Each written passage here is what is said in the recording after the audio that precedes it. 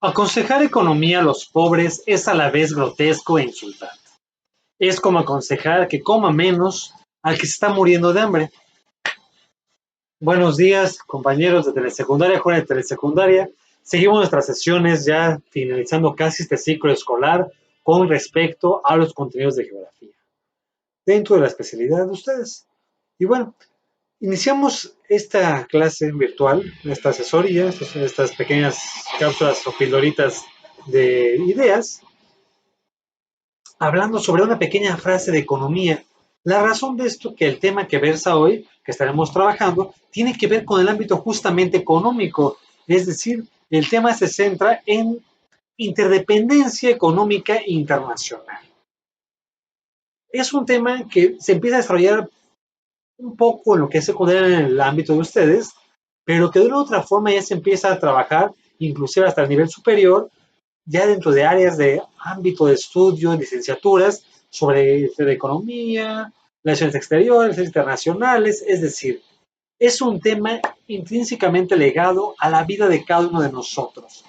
Si recuerdan, de otra forma, desde que trabajamos en clase, presencialmente ya hace algunos años, les he pedido, suplicado y exigido en muchas ocasiones una idea, un pensamiento holístico, un pensamiento cosmopolita, un pensamiento integrador en todas las áreas de conocimiento. Y de una otra forma, a ustedes desde la secundaria no se los tengo que pedir.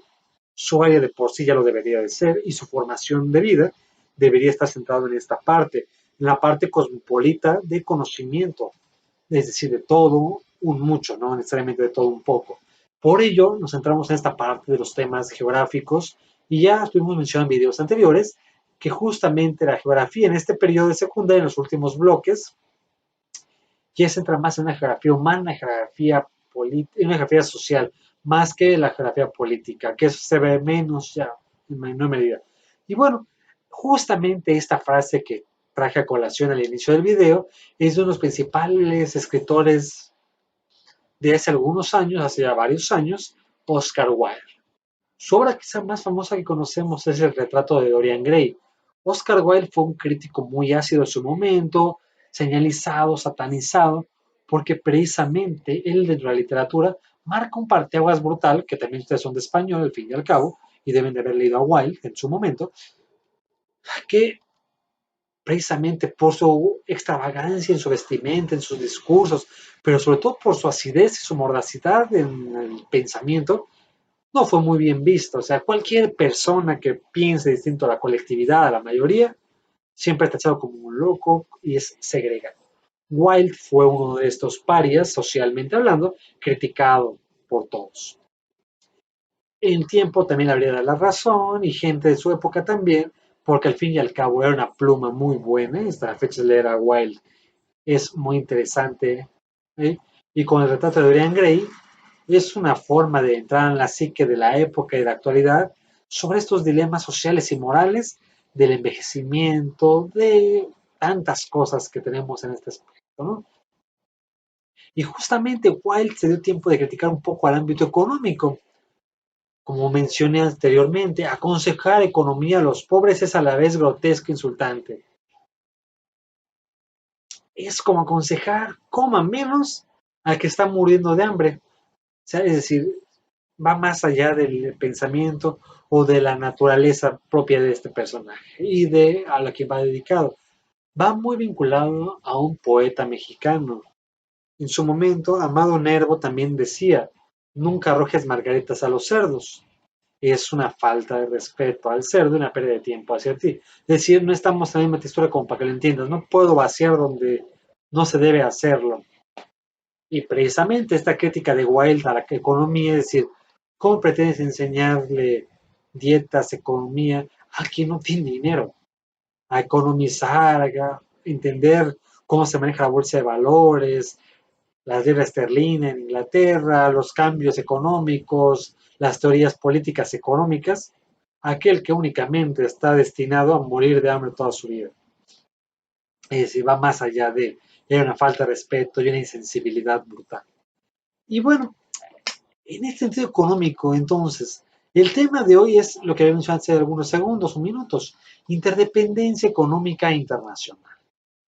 Es decir, entendamos el tema desde el título, lo que es interdependencia. Hay una dependencia entre varios agentes o varios factores. La economía del mundo hace ya varios siglos se volvió interdependiente o en algunos casos, algunas economías más golpeadas, codependiente. En su tarea, agreguen esta parte, por favor, que es la diferencia entre interdependencia y codependencia económica. Bueno, entonces, interdependencia económica internacional. Es decir, aquí hablamos una interdependencia entre naciones. Ya no estamos hablando en un mercado pequeño global, en la economía de mi pueblo, que todos dependemos de unos de otros, y del carnicero que mate al puerco y que lo vende y dicen otras cosas, y el zapatero, y además el tránsito localito de mi rancho. No, aquí estamos hablando a un nivel macro, en grandes ligas, en grandes niveles, en millones de euros, de libras esterlinas, de dólares, de yenes. Es decir, estamos hablando a un nivel económicamente demencial. Y bueno, entonces de esto, este término básicamente podemos centrarlo, hace referencias a las relaciones o interrelaciones existentes entre muchos países y que hacen que lo que sucede en un país repercuta directamente en el otro. Es decir, la economía o las cosas que pasan aquí en México, en automático es un efecto dominó brutal hasta otra parte del mundo. Para ejemplificar esto, cuando algunos países entraban en crisis económicas, hay algo que se llama efectos. Es decir, una crisis en un país provoca un efecto económico, entre otros. En el mundo encontramos varios de ellos. Encontramos el efecto vodka. Espero que ustedes no me lo conozcan de oídas. Bueno, por lo menos una de ustedes sé que sí. El efecto vodka justamente hace alusión a lo que pasa en algún país específicamente, en este caso el vodka ruso, quiere decir que este efecto vodka es a lo que pasa en Rusia, repercute en todos los demás como en escala. Otro efecto común es el efecto sake, bebida japonesa, mismo resultado que lo anterior. Efecto samba en Brasil, pasa algo en Brasil y repercute a los demás. En el mundo ha habido varios efectos, el efecto tango en Argentina, y también nosotros tenemos que ver con esto. El efecto tequila, lo que pasa después de la bebida, en este caso repercute a los demás. Toma la ilusión algún punto característico y como este encontramos otros en el mundo. Son algunos nada más para ejemplificar esta parte. Esto es en un ámbito económico, la parte negativa. Lo que pasa aquí mal, pega a todas las demás donde tenemos ahí. No quiere decir que esto sea interdependencia económica. Es una resultante de lo que llega a suceder en algunas ocasiones. Entonces, esta interdependencia económica, este mutualismo que se llega a dar entre varios países, surge como una consecuencia del intercambio comercial de bienes y servicios de un país hacia otro, y principalmente por la movilidad internacional que va a generar esto, de factores productivos, y bueno, es decir, ya en un mundo globalizado como el que estamos viviendo, esta interdependencia económica es un pan de todos los días de todos los países. Hace mucho tiempo que la mayor parte de los países rompimos lanzas y abrimos las fronteras para que se abriera este intercambio comercial con casi todo el mundo. Si habláramos de nuestro país, México es uno de los países que tiene más nexos o vínculos comerciales con todo el mundo. O sea, sí, hablamos comúnmente en las noticias de Estados Unidos siempre, sí, es nuestro principal punto de venta y de consumo, pero no quiere decir que es el único. Tenemos un mercado impresionante con Oriente Medio, con Europa, con Sudamérica, con Centroamérica. Es decir, México está interconectado con todas las partes del mundo. Es de los países que más vinculaciones tiene con todas las partes. Y en este caso, realmente en este momento ya se volvería tanto insensato analizar las economías nacionales como economías cerradas. Ya hace ya mucho tiempo que en la economía y en la historia y en la geografía dejamos de estudiar a los países como una economía cerrada, sino todo lo contrario, economías macro. Es decir, hace algunas semanas les dejé el tema del G8, G5, G20, G14. Aquí nos damos, si lo hicieron, lo indagaron, la importancia de un país para con los demás. Y bueno, el punto de esto es que existen varios mecanismos o canales de transmisión internacional que hacen que haya un shock en un país, llega a ser un cambio, una revolución interna y que en automático le pega a todos los demás. Pues también es muy peligroso económicamente hablando cuando cambiamos de presidente en cualquier país, porque no sabemos qué políticas internacionales va a querer el nuevo país. ¿Qué tal si el nuevo ya no quiere ninguna vinculación de en este caso, Totolapan con Yautepec, con la hermana República de Tepoztlán, con Tlayacapan, es decir, ¿saben qué se cierra? Oye, pero yo necesitaba tus productos para venderlos y para revenderlos o para mi consumo local. Sí, pero ahora yo los voy a vender a otro lado. Por eso esto es tan peligroso cuando hay cambios políticos internacionales tan sismáticos, tan intensos, o cuando un mercado resulta más atractivo para otro país. Por ejemplo, ustedes aquí en México vemos que encontramos armadoras de carros en varias partes del país. La Volkswagen en Puebla es una clara muestra, pero ¿qué pasa después de cierto tiempo? Que hay lugar, la Volkswagen, la empresa alemana, encuentra que hay países que le ofrecen mejores condiciones que México para sus plantas. Si aquí la Volkswagen en México para armar sus Beatles o demás carros, ahí pagaba 1 millón de pesos por carro. Es un ejemplo hipotético, no quiere decir que sea cierto. Contando salarios, traslado, todo lo que tuviera que llevar. Ahora resulta que Pakistán le dice, no, yo te voy a cobrar o conmigo vas a invertir la mitad. En automático la Volkswagen alemana se lleva su empresa de México a Pakistán o se la lleva a Afganistán, otra empresa, Georgia, otro país o algún lugar africano. Inclusive esto es lo que hace que a veces como nuestro país no resulta ser redituable para las empresas y para el mismo mexicano, ustedes chequen cuántas transnacionales encontramos en México. Es decir, una empresa extranjera que no es mexicana y que le da trabajo a los mexicanos. Ejemplos básicos tenemos Kentucky Fried Chicken, Domino's Pizza, Burger King, Coca-Cola como una gran de ellas, es decir, ninguna es mexicana. Pero ¿qué pasaría si todas esas empresas el día de mañana dijeran, me voy del país, me llevo todas mis fábricas y les voy a instalar en Belice? ¿Cuántos mexicanos se quedarían sin trabajo? Porque el país no logra darle cabida a todas las personas. Se volvería un caos internacional en varios países. Por ello, la importancia de esta interdependencia económica, porque nos ayudamos, pero también es nuestra cruz, nuestra condena también, porque nos volvimos de ser interdependientes de muchos países a codependientes de ellos. Si este país no me inyecta dinero, yo me muero. De la gravedad de esta parte, ¿no?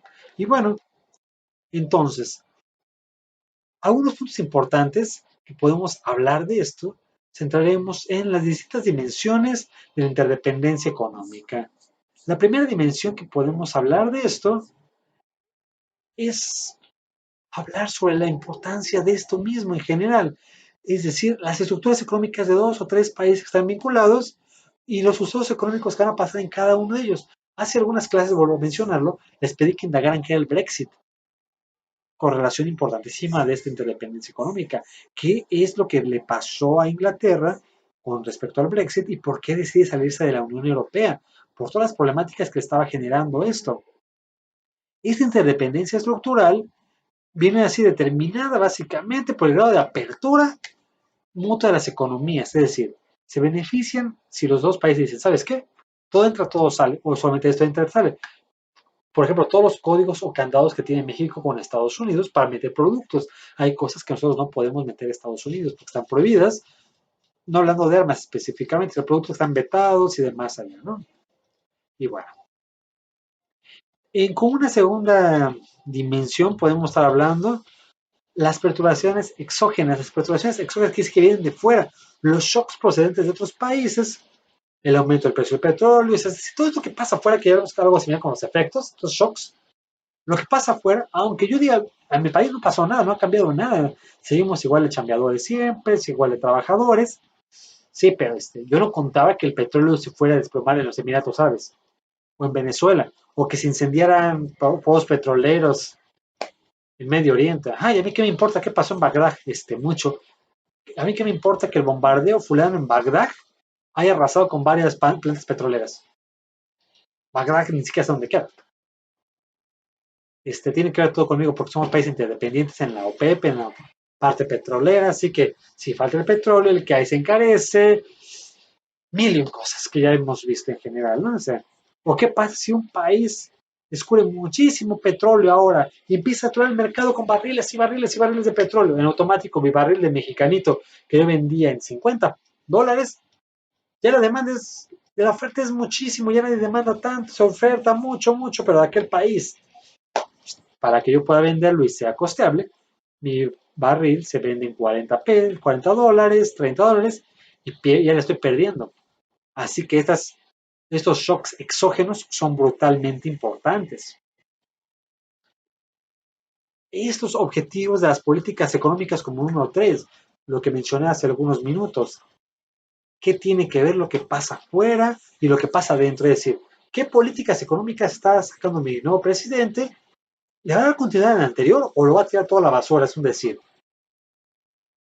Porque al fin y al cabo, a veces dice, no, ya cambio de socio comercial y ahora ya no voy a comercializar con México, ahora voy a comercializar con Honduras. Peligroso, ¿no? Y bueno, es decir, entonces para ir cerrando esta mini cápsula, ¿no? Mini cápsula informativa. Los procesos de integración regional pueden darse en 3 ámbitos: comerciales, monetarios y políticos. Estos intercambios son de todo tipo y esta interdependencia tendrá que ver con los tres, con la parte de lo comercio, con la parte política, con la parte de las divisas, el cambio económico principalmente. Los principales canales de transmisión que encontramos internacional, la renta, pues la renta a gran escala, la renta de lo que sea, de territorios, de propiedades, de lo que queramos, de mano de obra, en los tipos de intereses, porque al fin y al cabo es lo que me genera, cuál es mi interés, o sea, y sí, como estudiamos en el español, ¿qué interés tengo? ¿Qué ventaja, qué ganancia tengo? Esos son los intereses económicos. Presto a tanto, recibo a tanto, vendo a tanto y mi ganancia es tanta. ¿Cuáles son los intereses? Y el tipo de cambio. Por eso es tan importante que como mexicanos que somos, chequemos realmente cómo está nuestra moneda frente al dólar, al euro, al yen, es decir, monedas que son más sólidas, nos estamos desplomando y demás, ¿o no? Y bueno, sin más por lo tanto terminamos esta mini cápsula cultural, esperando que ustedes se encuentren muy bien. Gracias por todo, saludos a todos y sigan comunicando en las redes de siempre. Por Classroom, por WhatsApp, por este canal suscríbanse para que vean cuando llegan los videos y demás. Un placer seguir trabajando con ustedes. Espero que su familia se encuentre muy bien en estos momentos. Hay situaciones muy complicadas. Muchos tenemos problemáticas cercanas por lo que está pasando en la contingencia. Espero que ustedes en casa se encuentren muy bien. Saludos a sus familiares, a ustedes y esperemos verlos pronto. Gracias por todo.